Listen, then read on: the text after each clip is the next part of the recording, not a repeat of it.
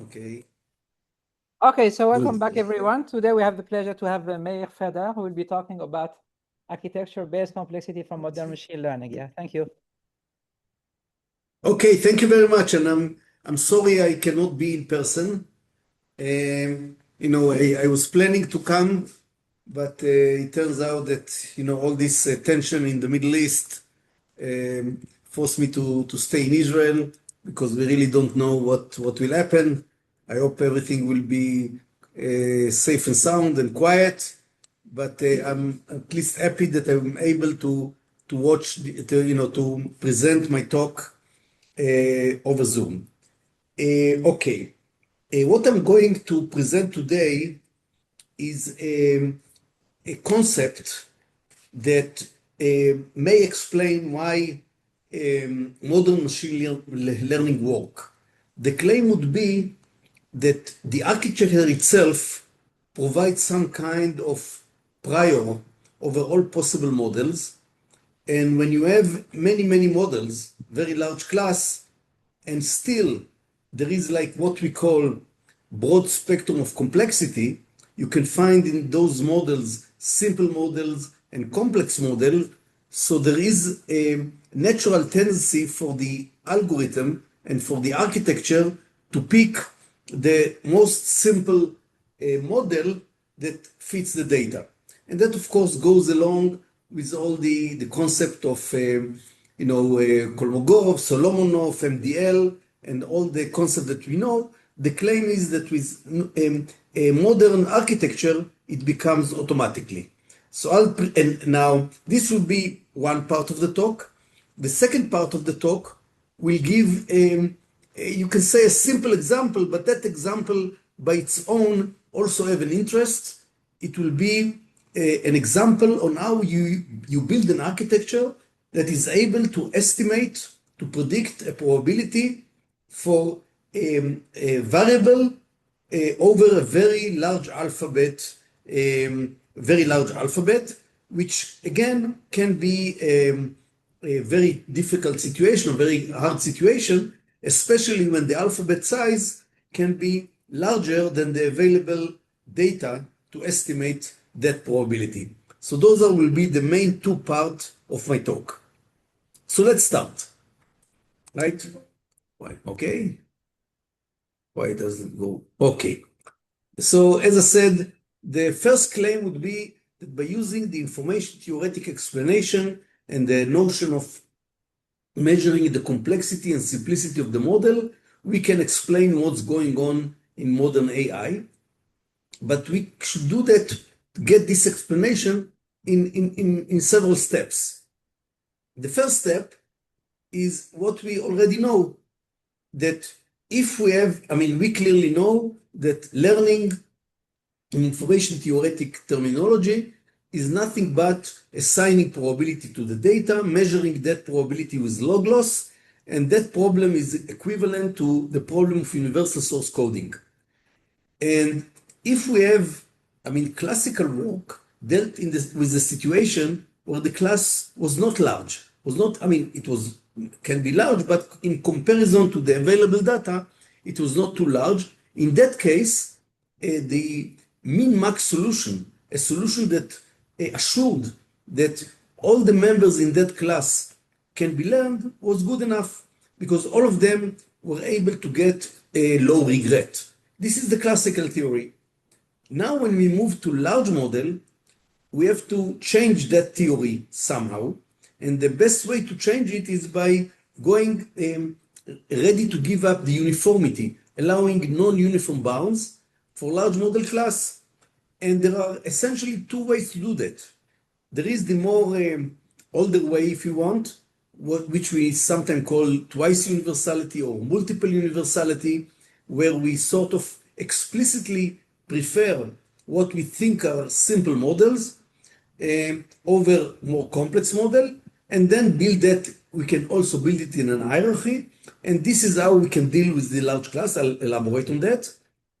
The message I'm going to deliver today is that there is a way to do it by the architecture itself, without explicit prior that you give to the various models. the prior essentially comes from the architecture. Now, after I'll present that general concept, I'll give a nice example, which might be the simple possible example for the ability of the architecture to provide that prior and deal in this way with large model. The problem will be, as I mentioned above, how to assign a probability to a variable which has over a large alphabet. Large alphabet, larger than the available data, and this is essentially a well-known problem. I mean, one of the most used solution for that problem is like using, like, say, good Turing estimator. We shall see if we can compete with good Turing but yet using this general structure that we want. Following that, again, we will conjecture that everything that can be done in deep neural network, transformer, etc., can have similar behavior. Okay, so learning is the fact that learning is equivalent to assigning a probability to the data or to universal coding. I think the audience here will agree with me, and it's not a very hard thing to know. I mean, some people in computer science prefer what they call pack learning, but we in information theory prefer that vision that learning is assigning a probability to the data and equivalent to coding. Again, why is that?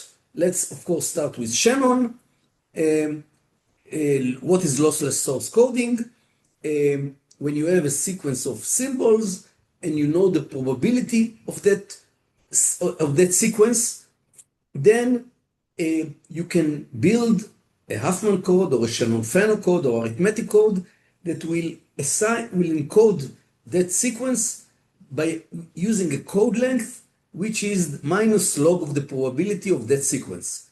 And luckily this, or by the chain rule, this factors into the multiplication, which is the sum of the logarithm of those probability. And indeed, by the probability, you predict the next symbol using the true probability, and the log loss that you accumulate become close to the entropy up to, let's say, 1 or 2 bits. Now, of course, learning is the case where you don't know the probability. And what do you do when P is unknown or maybe not even exist? In that case, we can simply say that I'll discuss it in the next slide, but any learner or any predictor or any coder can be defined by that probability, by some probability. Let's call the one that we use Q, which might not be the true probability. And indeed, if I'm using U and the true probability is P, I'm paying the divergence, the information divergence between P and Q. And when you think about the problem you would like to solve, you don't know P, you want to choose Q. How do you choose Q? Such that this divergence between P and Q is small, again, when you don't know P. If you knew P, of course, you will choose Q to be P. And these are a few slides that indeed discuss why any Q that you come up, any probability to come up, because it can factor into a conditional probability, can be used as a code, and its accumulated code length or accumulated log loss is minus log of that probability. Now, the reason I'm sort of emphasizing that, I worked on this problem many years ago. Many of us worked on this problem many years ago, and I think there was a paper I wrote when there was 50 years to information theory back in 98. At that time, we had to apologize even. Why are we using log loss as our prediction loss? This day, I don't need to apologize because everybody discovered that the right loss is what is called the cross entropy loss, which is nothing but the log loss. And indeed, this is what is used in all those large language models from GPT and on. What happened if you say, well, I want to predict, but I don't want to predict a probability, I want to predict a value. And I have a general loss function.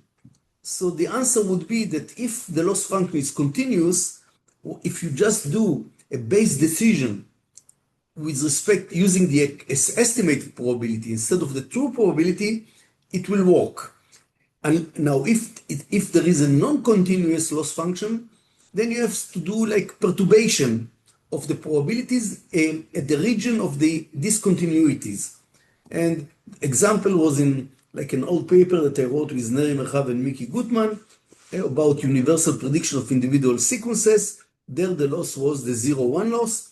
And by using randomization, small randomization around the discontinuity point, we solved that problem as well, which in general says that prediction is to assigning a probability, and after you assign a probability, you can use it either as is, the predicted probability, or for solving any problem with any general loss function. Fine. And again, example when you can use probability coding to probability assignment. There is an example that, again, it's pretty old from a paper I wrote in 91, where I used, let's say, Lempel-Ziv 78 to do prediction. So any coding algorithm, any compression algorithm, of course, can be translated into prediction. And I will not elaborate on that. Okay, so now let's go back to the problem we want to solve. We don't know the right probability, even if there exists such a probability, and we want to come up with a single universal probability. As we all know, that's like our goal, our the Holy Grail. And as sort of I mentioned before, we will do it in like several steps. The classical theory, we don't know the probability, but we know that it belongs to a relatively small class of probability distributions. Fine.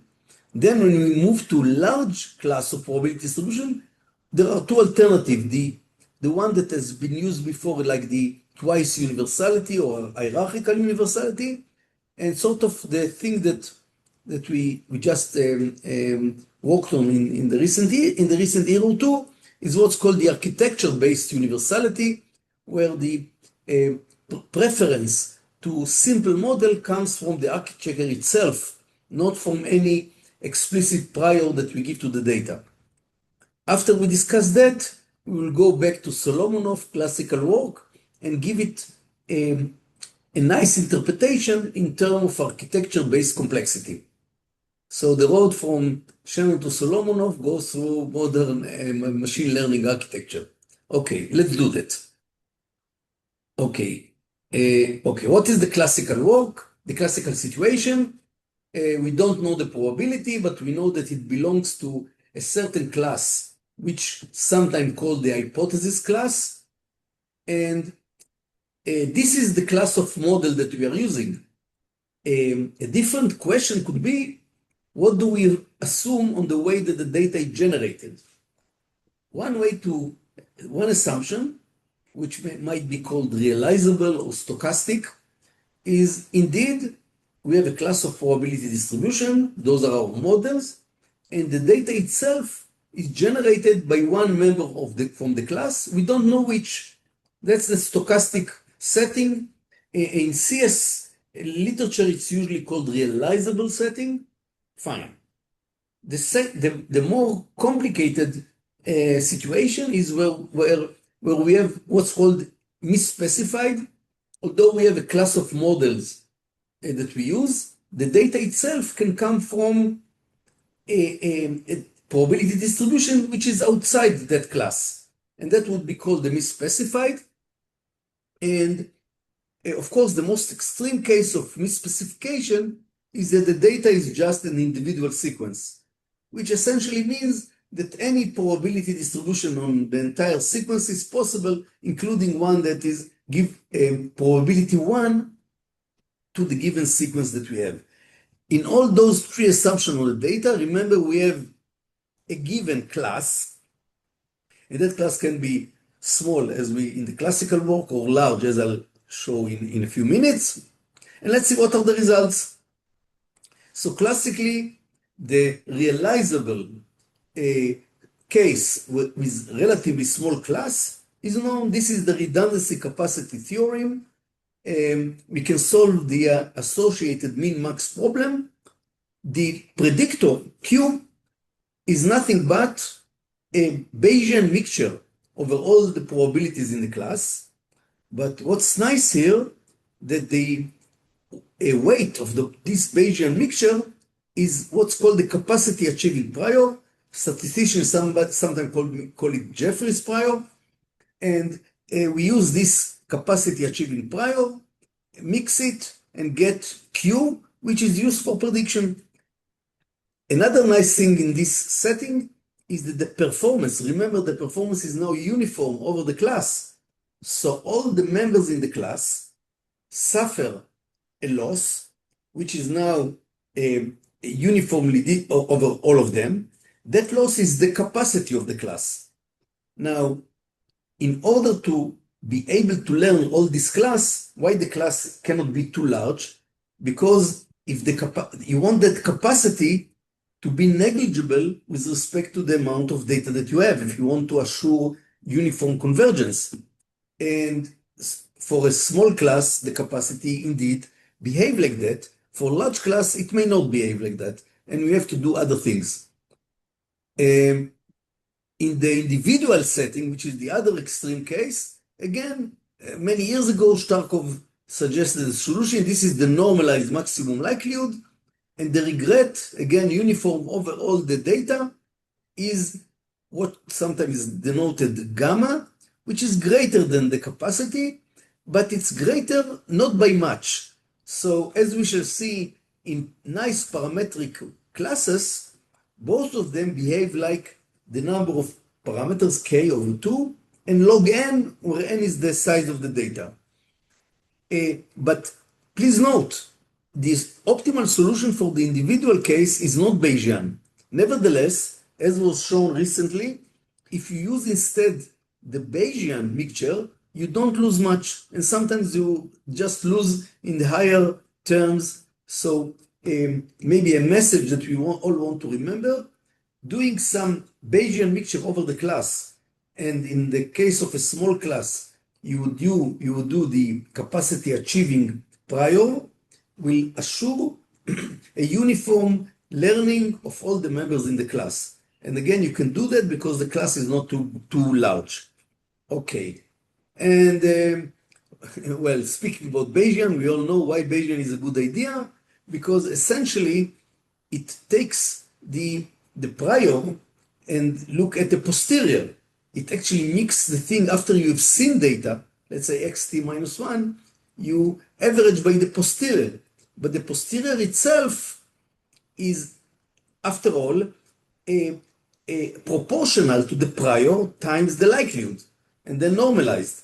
So if you have enough data, and if the class is not too big, that weight, the posterior weight, sometimes can approximate it with what's called the empirical risk minimization solution, because that prior can be replaced by a delta function over the maximum likelihood. So Bayesian is a good idea, and we all know that.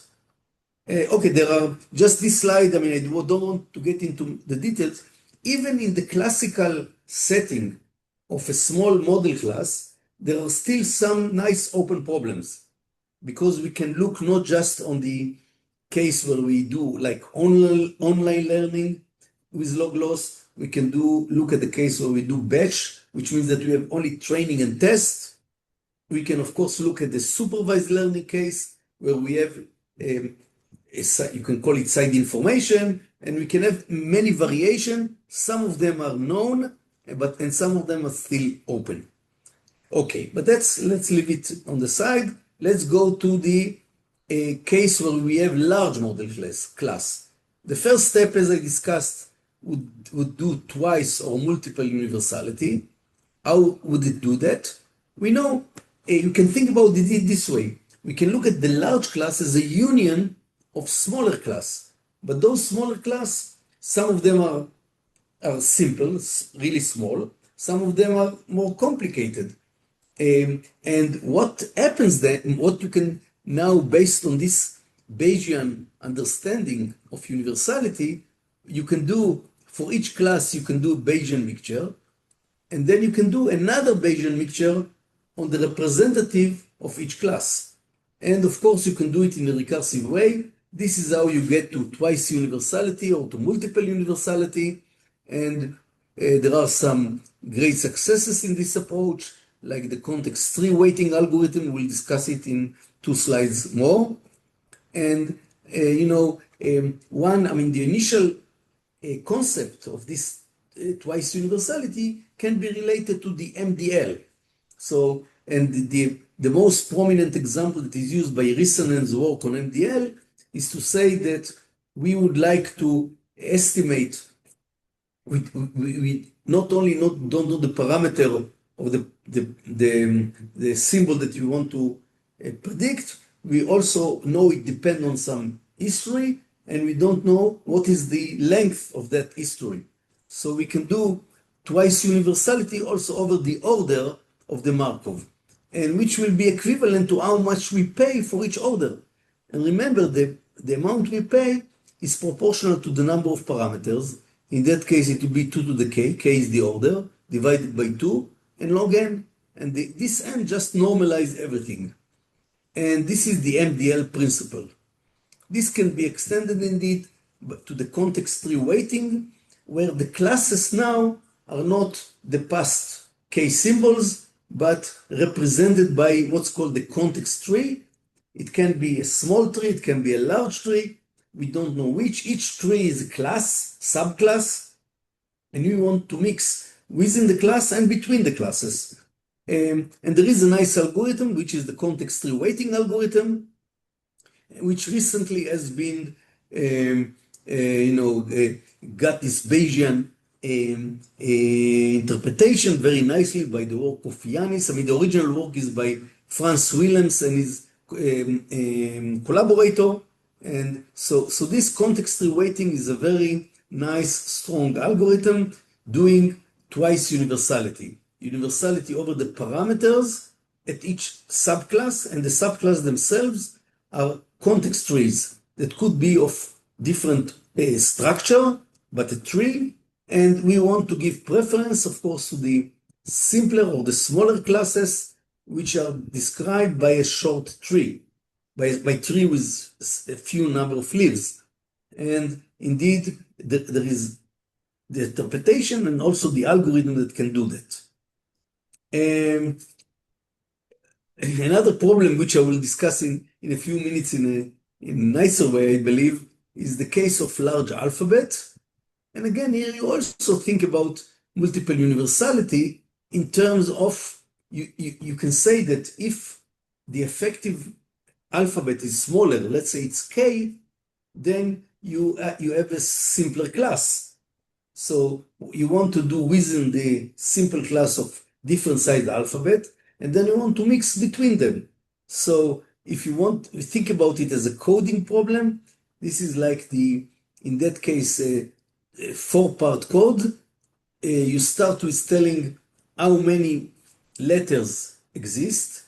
This requires about log k letters.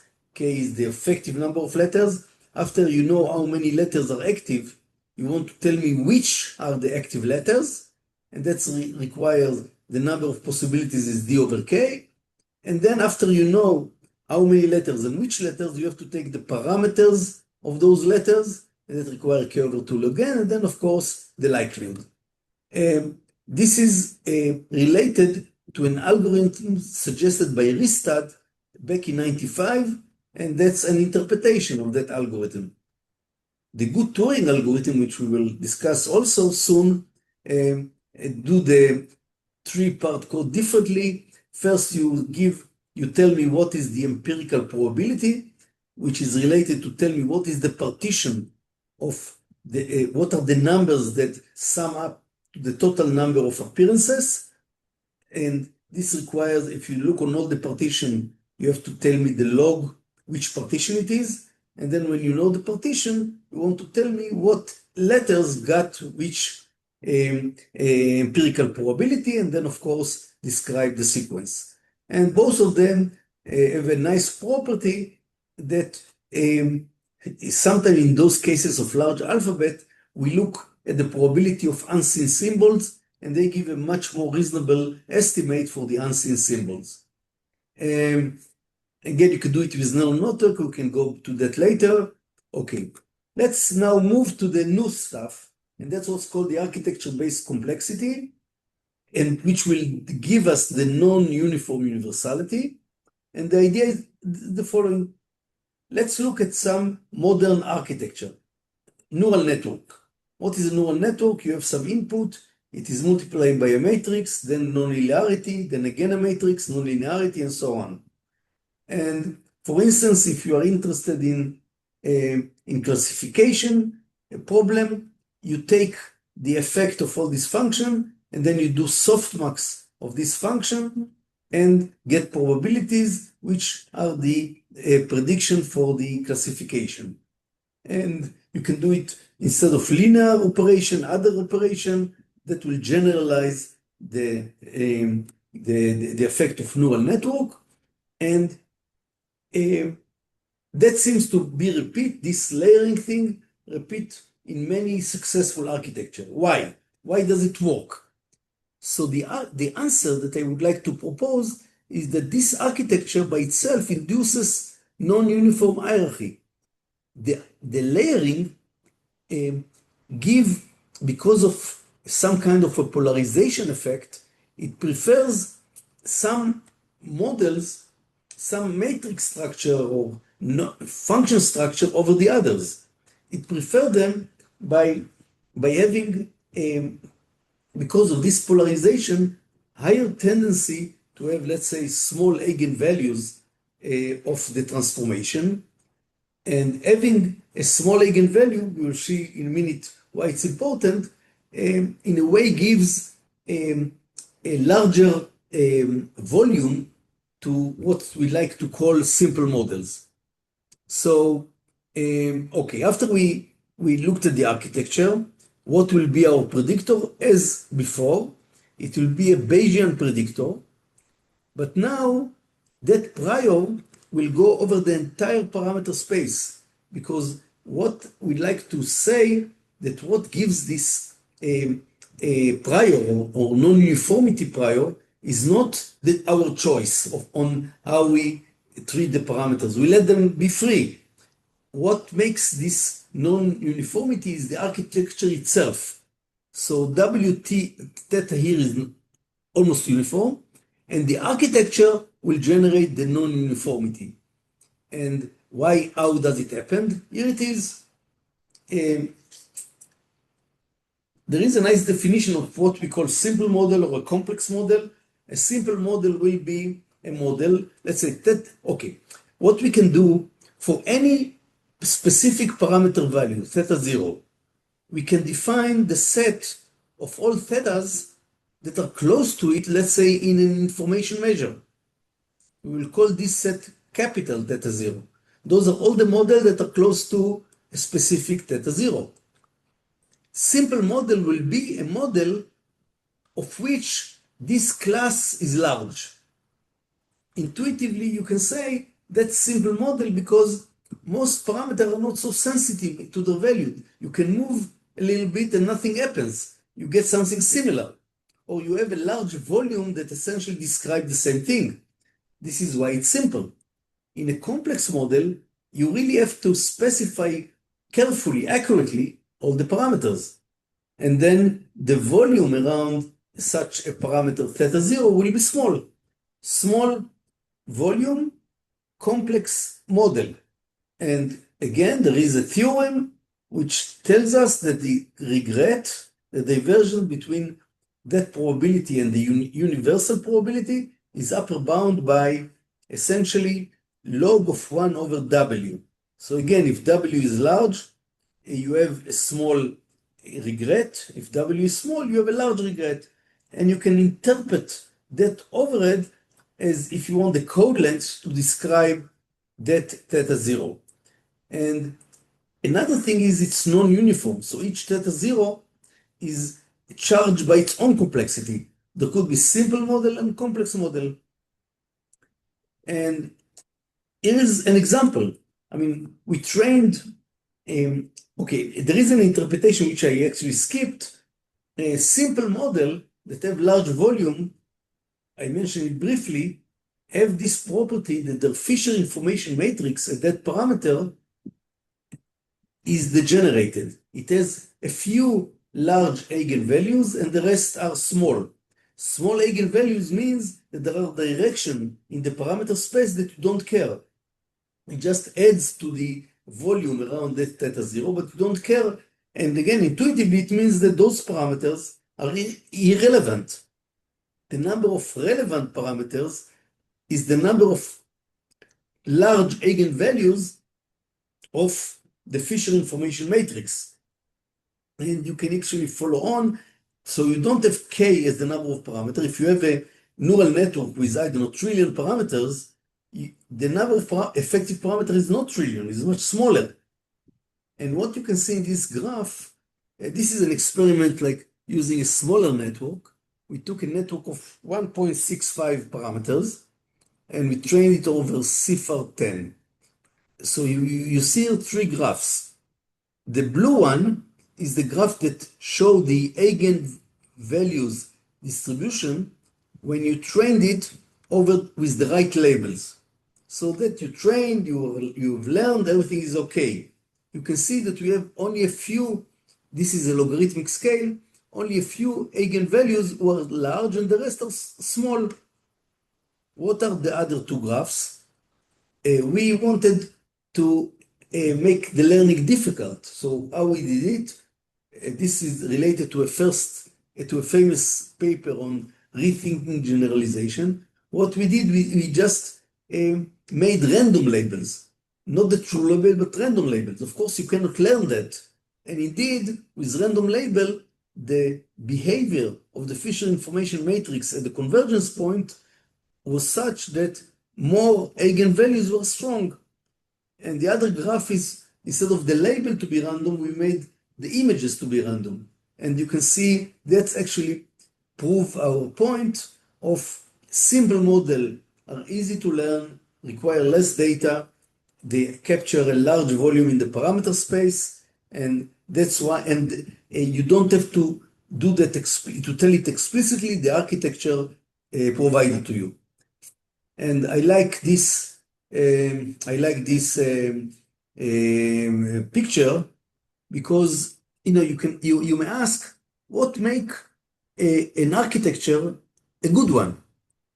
So a good architecture, large architecture, should have expressibility, right? Expressibility, why? Because you want to express many functions, you want to express many possible relations. That's good, but that's not enough. It just make the model class very large if you want to express as much as you want to express. But we talked before, if you want to be uniform over a large class, you either win on everybody or lose on everybody. And if the class is large, you would lose on everybody. So the other thing you want is learnability. So there will be a broad spectrum of complexity, like here, where you have simple models whose volume in the parameter space is large, and in between, and we also have complex model whose volume is very small. You notice also that because simple model, each of them has a large volume, there cannot be too many of them. And complex model, there could be very many of them, right? So that brings us back to what we observed in the twice universality. Simple model that capture large volume at the parameter space actually build a class which is not so big. There are not too many simple models, but each of them has a large volume, and so on. Of course, other things that you want to do, you want to have computability, you want to be able to get, in that case, the Bayesian mixture that fits this architecture. Now, if we now look at specific architecture, the claim is that linear model, like fitting polynomial to the data, is a bad architecture. We all know that when we fit a polynomial to the data, and the degree of the polynomial is much larger than the data size, we are over-parameterizing. We cannot learn it. Why? And that's in our terminology, when you look at linear models, the Fisher information matrix is independent of the parameter because the second derivative doesn't depend on the parameters. It just depends on the let's say the covariance matrix of the data. So linear model, you must be uniform over all the parameter space. So that's bad. You can't learn it. You have to do additional thing. For instance, you can do layered linear network. If you multiply matrices, we can use some well-known theorem in matrix, random matrix. When you multiply random matrices, there is a higher tendency to have degenerated matrices, low rank matrices, and that's why you start getting good architecture. If you add some non-linearity like ReLU, you actually make it faster and it's better. And so remember this picture, which will tell you what's a good architecture and a bad architecture. In general, we know that we cannot learn everything. And in every learning problem, there is what I call the art part and the science part. In that description of the architecture, the art part is to come up with a good architecture, with a good art. But you notice also that there could be many good arts. Any structure, any architecture that have those desired properties, not necessarily deep neural network, could be other architectures, will satisfy that description as a good art. Once it's a good art, we know what to do, and we are able to learn. So this distinction, I like to describe it this way with this distinction, and may explain what's going on. Okay, now to clarify all those things, we sort of thought on what can be the simplest example of an architecture that is good, that have good properties for some problem. So the problem I'm taking now is the problem of estimating a probability over large alphabet. The alphabet size can be much greater than the data size. As we discussed, the classical thing do not work, like Laplace or Krzyzewski-Trofimov, do not work because intuitively they give too high probability to symbol that we never saw. We start with some initial weight and then look at the empirical weight and normalize. It doesn't lead to a very reliable and good estimate. Again, by our terminology, it's because we're trying to be uniform over the entire class. The class itself is big. If D is very large, the class is any point in the D-dimensional simplex. Another option is to use good Turing and some variants, and we'll discuss the comparison between them. And just to sort of scale our thoughts, what would be good probability of large alphabet that we can test the algorithm on? It's of course the zip family of distribution, and depending on the alpha, it could be a very uniform distribution where alpha equals 0. At alpha equal 1 is sort of the classical zip distribution, the 1 over x, the behavior. And for larger alpha, it of course become more decaying faster, and there are fewer symbols that get higher probability. And can we come up with an architecture that will be able to estimate all possible probabilities, and then later on we'll check it over the zip distribution. And of course, the guiding line is what we discussed before, and I'll skip that. Okay, so here is the architecture. What is the architecture? The architecture is the following. We want to have each point, each point should generate a probability distribution in the D-dimensional simplex. Let's call the generated probability theta. Theta I will be its component. So what do we do to generate such a probability? Again, a layered architecture. We have so we have a simplex, a d-dimensional simplex. We actually further over-parameterize it by having L layers of distribution over the simplex, and we take the multiplication of those choices and normalize. So that you can think is sort of equivalent to an L-layered neural network. We have a layer thing. In each thing, sometimes it is related to what is known as like product of experts and other things. And when we look at this architecture, we can see that we can analyze it explicitly. If we, for instance, replace the uniform distribution over the simplex with an exponential random variable, that's okay because an exponential normalized is a uniform over the simplex. But the normalization here, they are disappear in the numerator and the denominator, and we just have to look at theta I as yi over the sum of yi, and yi is just the multiplication of exponential random variable. So with this decision, or just intuitively, you can see that because of the product, there is indeed the effect of polarization, the effect of generating simple models. Here is an example of what happened when the simplex is of dimension 2. You have a binary random variable. Of course, it's easy to solve it, but what I want to point out is the fact that the probability put a prior that push things to the edges, preferring, in a way, smaller possible alphabet without telling it explicitly. So those are two examples depending how many layers we have.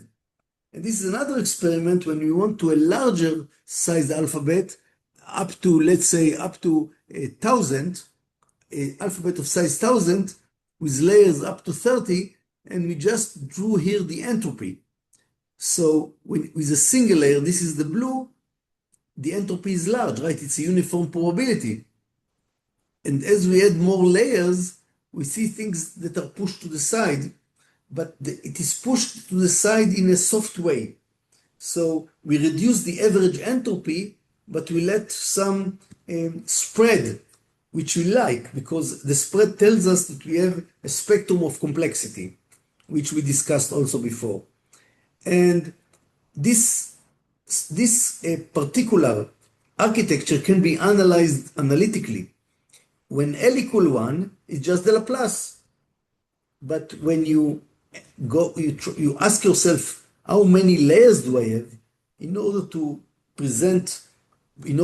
attain that property of being spread, there are some calculations that tells us that the number of layers should be logarithmic in the number of the in the alphabet size.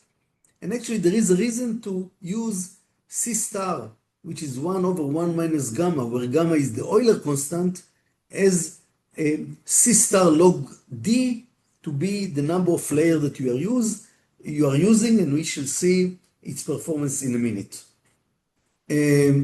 Okay. Well, usually we say, I mean, with regular neural network, we now run, I don't know, stochastic gradient, whatever, we estimate the parameters, use it, predict, and so on. One advantage of this architecture is that this Bayesian mixture can be calculated explicitly, and its performance also can be calculated explicitly.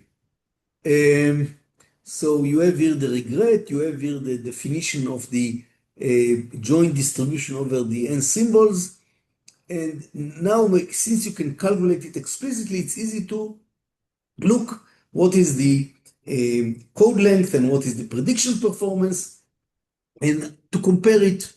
And another nice thing that happens here in this explicit solution, that if you want to calculate this Bayesian thing, let's say with order L, you get all the orders up to order L automatically, because you just keep integrating one layer after the other. So once you looking for, let's say, order 60, you get all the layers from 1 to 60. And then you can also, if you like, to further combine them. And here are the results. We tried, before the result, I'm sorry. We noticed, of course, that adding layers tilt the distribution to the edges, tilt the distribution to structures that have less effective number of symbols. And this table tells us for different alphas of the ZIF, what would be the best layer to fit it from, and it goes from 30 to 60 depending on the ZIF parameter. As I said, we calculate by once all the layers up to 60, so we can also do some averaging of them, taking into account all of them, and that doesn't cost us nothing, so we actually completely universal. We even don't have this parameter of how many layers to choose. And that also resemble, if you go back to the interpretation as deep neural network, that resemble what's known as ResNet. You want to let to take into account what happened in the internal layers as well as the propagation to the final layer. Okay, so speaking about the particular ZIF law, it turns out that there is what's called scaling law. The regret is a parameter of the size of the alphabet, the number of layers, and the parameter of the ZIF behave like this, where there are two parameters that you can see, D and N. N is the size of the data, and D is the alphabet size. So you see that as you have, as alpha, when alpha is small, it's a 1, then the adding more data help you hardly. But as alpha, which is a more stronger ZIF distribution, as alpha becoming large, you have a power law of how you are able to reduce the regret as a function of the observed data. And again, you can look at the scaling law in terms of the size of the alphabet as well. And this is a table that shows it explicitly. Let me go faster. And okay, so we discussed how this distribution behaves. Let's see if it works. Can it compete with, let's say, good Turing, the classical solution for this problem? There is a work by Alon Orlitsky and Suresh that have some reason to prefer good Turing and provide some benchmark of examples. We took not only good Turing, but also the Ristad solution, and we also took the classical Brassauer and Edhalf and Edwan and all other predictor, and we compare all of them with our predictor, with the layer predictor, with the one that comes from the theory, and show us, I mean, we just gave an architecture. We didn't do any specific thing. We just did an architecture that satisfy the condition of being a good art. And what you can see here is a nice comparison that essentially, unless in the case where the distribution is very uniform, like ZIP 0.5, in all other cases, it performance, which is here is the regret, is better or equal to, I mean, there is the Oracle, which is the best, to good Turing and definitely to Ristad, and definitely it really outperform Krzyzewski-Trofimov estimator and the Laplace estimator. And it just comes from the architecture without explicit asking for preferring one probability over the other.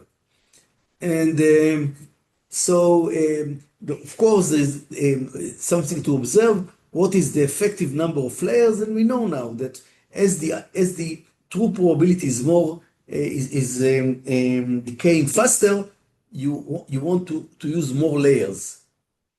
And there is a discussion of this comparison that, again, without any explicit preference on this or that, we have the architecture, and it got us a predictor, a learning algorithm that can compete essentially with all known learning algorithms for this problem. And even, we tried its work for individual sequence. We just took, let's say, the King James Bible. What did we do with King James Bible? First, we wanted to do tokenization, right?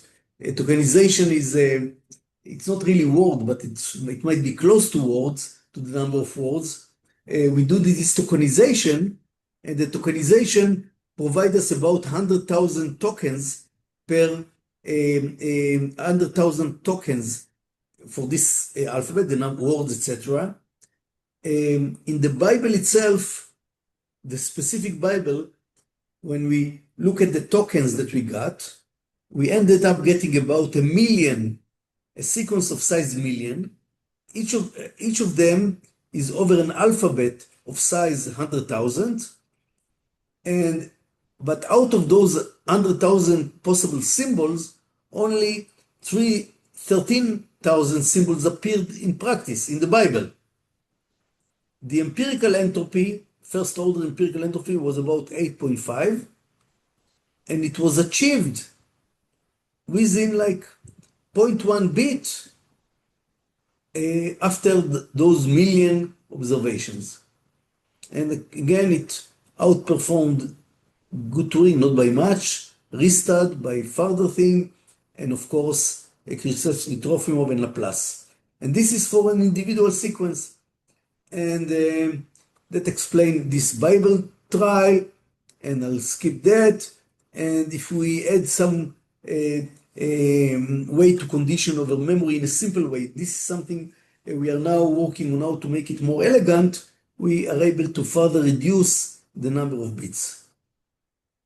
Okay, so we see this prior, there is no training dynamics, we get the Bayesian mixture, and the architecture itself got us the preference to simpler explanation, simple probability distribution that are probably concentrated on a low entropy and low alphabet probabilities. This is why it can compete with good Turing and with Ristad.